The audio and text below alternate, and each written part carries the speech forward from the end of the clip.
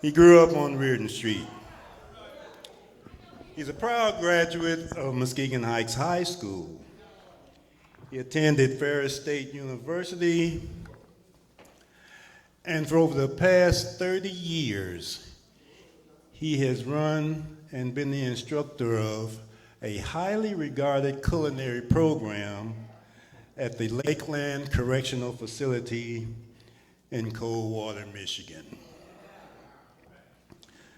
Because of this, he was awarded a James Beard Award. Now, for you foodies, okay, so we know what that is. Great, that is awesome. That is awesome. The film, the documentary that he was a part of is called Coldwater Kitchen. Look it up. It's not on free release just yet, but you guys can find it online. He's a single father of 5. Daisha, Terry, Corey, Jessica, and Jasmine. He is a member of the Phi Beta Sigma fraternity. He is also a member of the American Culinary Federation. He was awarded Chef of the Year. Ladies and, yes. Ladies and gentlemen, Miss Tony Donnelly, would you please come up? Johnson, I'm sorry, I couldn't remember. Put your crown on.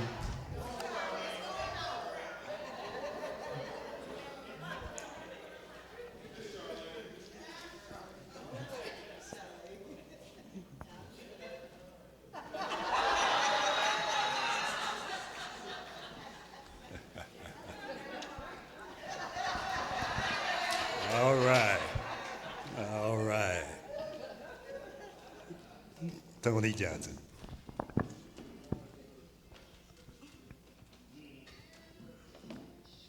Okay.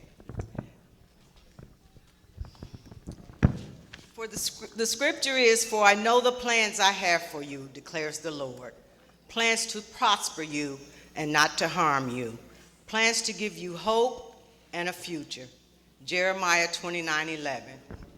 On November 8th, 1955, God in his ultimate wisdom gave life to Solomon and Blanche Hill. God rested, and this was good. He knew of the special man that you would become. But this evening, the class of 1974 would like to express our perception of our special makings of you. A, your ability to change the lives of others with your skills. B, you don't allow negative barriers to stop you when you're doing a task. C, caring spirit that you possess is contagious. D, your dedication to whatever the assignment God has given to you. E, you see the good in most everyone. F, the level of faith that you live by shows in you. G, being grateful daily of God's blessings and guiding you in the right direction. H, being humble, never allowing fame or ego to change your focus. I, your interest in others' well-being, not caught up on self. J, you're a joy to be around. L, that 4-letter word, L-O-V-E, love, is real to you, be it as a father, friend, co-worker, classmate, it's real. M, a motivator to others who may need that extra push. N, never tired of giving of yourself nor judging others.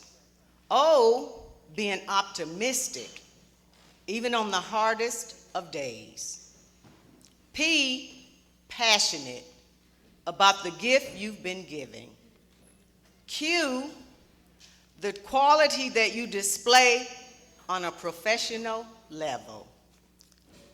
R, your resilience pushes you to keep moving. T, treating all of God's people with respect. We're going to skip a few. V, God will continue to give you the victory in every battle that you face each and every day. W, praying for God to continue to pour wisdom into your life. And Z, your zest for life is inspiring. From the class of 1974, we honor and we love you. You have made us all very, very proud. Thank you for all that you've done and do to help so many. Class, would you stand, please?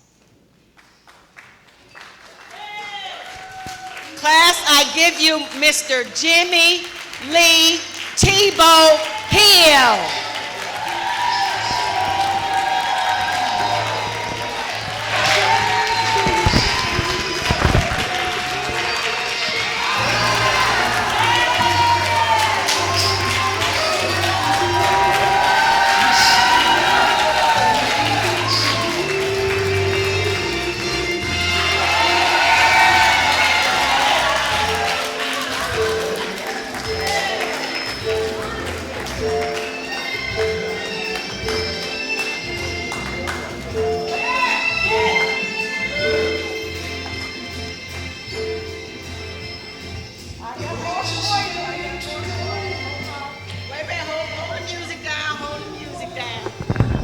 Class, we have in our class, the class of 74, a professional painter. Mr. Jerry Neal, would you stand please?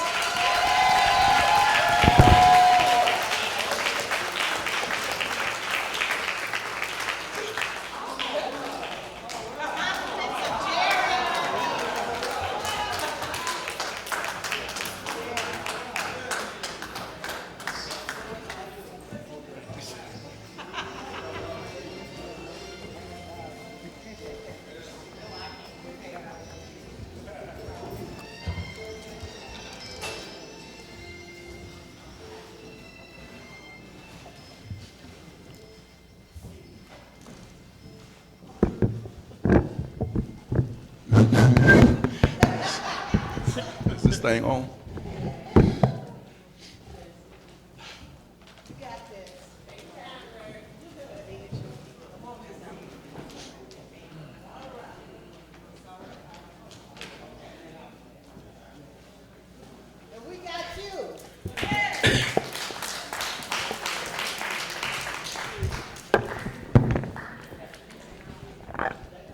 I don't, I ain't quite sure I can do this, but, yeah.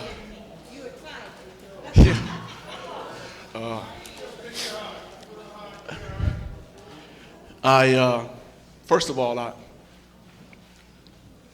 I am so humbled to be here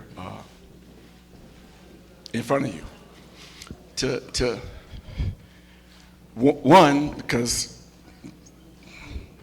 it's 50 years. But most importantly, it's people that I know. I mean, that I really know. You know, C.C. Biggs over here in the corner.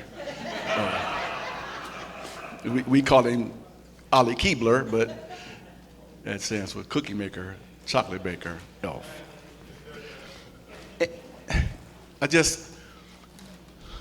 I have no idea how I got here.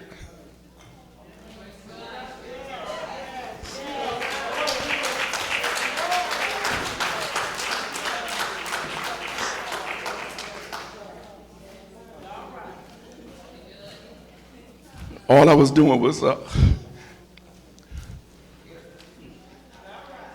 putting food on the plate.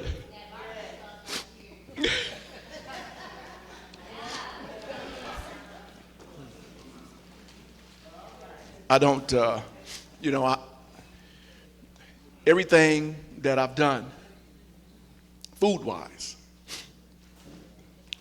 it came from my parents.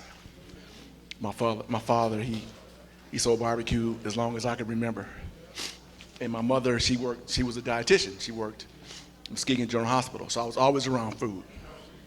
And it just kind of seeped into me. But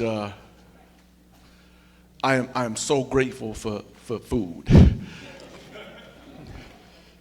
as you can see, because it has food really has taken me almost around the world within the last, really, when the recognition thing started, it was all right. I mean, it was I'm not the jump up and down kind of guy. And I just couldn't, I can't be blowing the horn and, patting myself on the back and all that, because I stood on my folks. And if it wasn't for them, then, somebody else would have been up here doing what I'm doing right now. So I thank them. And I never thought that putting food on a plate would get me to this point. I was just putting food on the plate and giving some guys some books in the classroom. And I said I wasn't gonna cry because I didn't want to see these crying memes for the next 4 or 5 years, But we just a little bit to how this happened. In my class, we do a food service symposium. I invite chefs in to talk to my students. My students are incarcerated guys. I call them my guys because they're my guys. And so we did this meal, but before the meal, we got a call from the food critic, Detroit Free Press. He said, "Hey, I heard about the program, and I'd like to come and check this program out." And I thought, I know what food critics do. He's gonna come in here and beat us up, and So I said, "Well, let me get back with you. Let me talk to my students." So I talked to the guys, and I was like, "Hey, the food critic wants to come into the program." And they was like, "No, we know what you said, Chef, that they're just gonna come in and talk crazy about us, and they thought they was cooking real food, but it was food loaf, and all kind of stuff like that." Except one guy, and that guy said, "Well, you know what, Chef, let them come, and we're gonna show them what we can do." So I called him back. I said, "Okay, you can come." So that was May 2018. He came. We did like a wild game meal, pheasant and duck and rabbit, and we did a few seafood items, and so when he came in and we gave him his plate, he looked at the plate. There's a bank of windows in my room. He set it in the window, took a picture, and then he tasted. And then the next one, because it was 7 courses, the next one he did, you could see his face change, like, And by the third one, he was like, "Man." So when he got done, he wrote an article in the Free Press. It was called "Serving Up Second Chances" at Lakeland Correctional Facility. So that was the first week of May. The third week of May, I was at the food show in Chicago. I was walking down the aisle of McCormick Place, huge place. As I'm walking through, this lady is in front of me, maybe a couple tables from here, and she was talking to this other lady, and she said, "There he goes right there." So I thought, I'm in the way. And she said, no, we're talking about you. And she said, "Is this you?" And what had happened was Mark Kurlianchek had released the article, and so it was on her phone. I hadn't seen it yet. And about 5 minutes later, the phone rang. I asked her, and he said, "Hey, Chef, I just want you to know, we released the article. And I said, yeah, this lady was like, there he is right there. I was like, I know I wasn't there because she looked 15. I didn't know she was 14. I didn't know. And he was like, no, yeah, you. I said, no, man, I wasn't there. I didn't do that. And so she's like, yeah, just you. So we laughed about that, and I thought, well, okay. And next thing you know, it was put on the AP circuit, and so it went all over the United States. In California, this company, it was a cable company, they seen it, and they said, they called me and they said, hey, Chef, we want to do a Netflix. I said, well, yeah, okay, I don't know how it's going to happen. And then all of a sudden he said, well, you know what, I think we're going to do a documentary. So they decided to do a documentary. So when the guy asked me, I was like, well, where are you going to do it at? They said, well, we're going to do it at the prison. I'm like, oh, that ain't going to never happen. Because cameras and prisons don't go together. And they say, well, let's see, and so like July, the end of July, he called me and said, hey, Chef, look like we're going to be doing a documentary. So I said, yeah, what are we going to do with that? Because once again, the director's not going to let those cameras in here. He said, yeah, we worked that out. So the God's grace part of this that was God's grace because he allowed the director of corrections to say to the Free Press, you know what, I'm going to let y'all do this. Because there's no other way that could have happened but other than God. No doubt.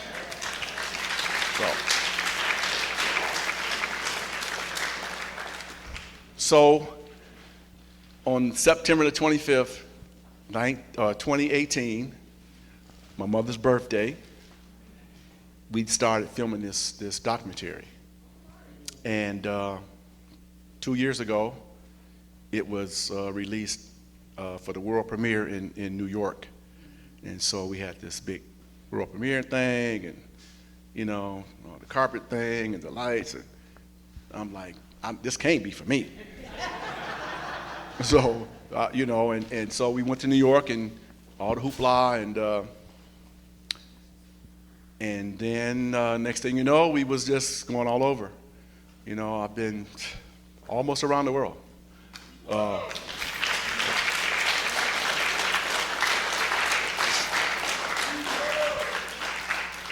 So it got to the point to where it started to get really hyped. And next thing you know, we got nominated for this James Beard Award. And then, so we got to go to Chicago for the James Beard Award. So I didn't go because I was in Portugal. But they streamed it to me. So I was sitting there in the hotel room, me and some other dietitians and some other chefs. And so I'm sitting there, and by the time I get it connected and all that, it gets right to the point to where they're doing our category. And so we were up against Chef Charlie Trotter out of Chicago, the life and times, ups and downs of Chef Charlie Trotter. And then the next one was Ghost Kitchen, and then Cold Water Kitchen. So I'm thinking, okay, we can't win this because Charlie Trotter is from Chicago. He got Emerald talking for him. He got another couple chefs, and he had just passed away a year before. So I'm thinking, oh, we in. It was like, I don't know, the movie Ghost, where Whoopi Goldberg say, Molly, you in danger. You can't. I'm like, we can't win that. And so we sitting in the hotel, and they said, and the winner is Cold Water Kitchen. So I'm screaming in the room, and the dietitian that was on the other side that we shared the wall, she was like, Chef, what's wrong? What's wrong? I didn't know what to say. I was like, we won. And so being nominated for a James Beard Award is one thing. To win it is, it's totally different. So, and so that started all this, all this. And so now it's coming here this fall sometime. So because I was like, you can't keep going everywhere and not coming to Muskegon Heights. I mean, so yeah. So when that happens, you'll be able to see all this stuff that nobody knows what's going on, because might be one person in here I know seen it, Johnny Robb, other than my family. But so that's the other thing about it, because no one has seen it out in the world unless you went to got to make it to the film festivals. They're in different cities. And so a lot of people hear all this hoopla about it, and they're like, what? Where's it at? So it's coming. In January 2025, the United States State Department, they picked up the film, so now it's going to be shown all over the world in all the United States embassies. So that was, yeah.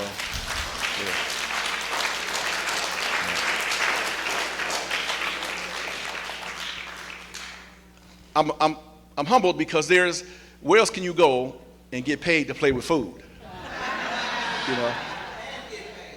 So, being a chef is literally a tasty thing to be. I mean, but I'm never, ever going to forget where I came from.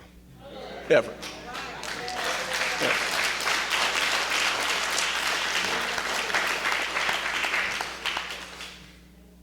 I tell folks all the time, they want me to jump them down. I'm like, man, I ain't finna do that. And it's like, yeah, but, you gonna change. I'm like, no, I'm like Jennifer Lopez. I'm just Jimmy from the block. I'm never changing.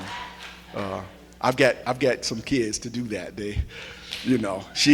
My cheerleader over there, she like, Dad, you ain't gonna jump up and down, but I'm gonna jump up and down.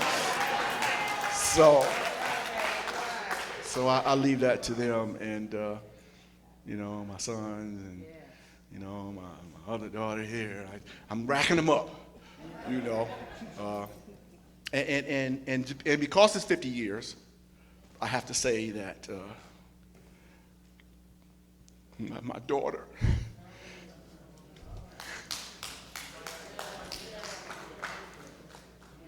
She would be 50 right now. And I was pushing her, trying to get her to 50. But it just didn't quite make it. So she passed away on May the 18th of this year, which was like a week before her birthday. So Deasia would have been 50. And so I didn't want her to go, but she was hurting. And so I appreciate the fact that the Lord helped the brother out and took her out of this. And I'm gonna say one more thing before I go, because I talked to her just a couple days ago. Now, I know this sounds crazy. It was August the 18th. It was 3 months. I was asleep. I hope I was dreaming, because if she was in the room, then we gotta, I don't know, you gotta clean me up, because I'm asleep and I'm dreaming, and she said, "How you doing? Are you okay?" And I was crying in this dream. And she said, "Are you all right?" And I thought, my baby is talking to me. And every morning at 4 o'clock, I get these devotional feeds. And so the phone rang, and it woke me up. So I didn't get a chance to finish it, but I did get a chance to talk to her. So I think she's all right.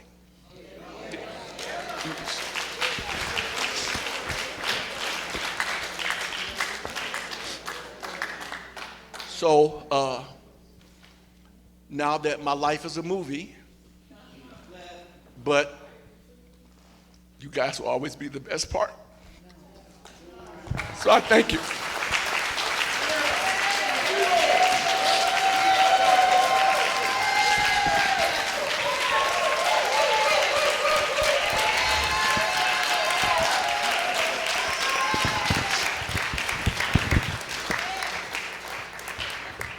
And the first one I see on Facebook that put this up here, I know where you live at.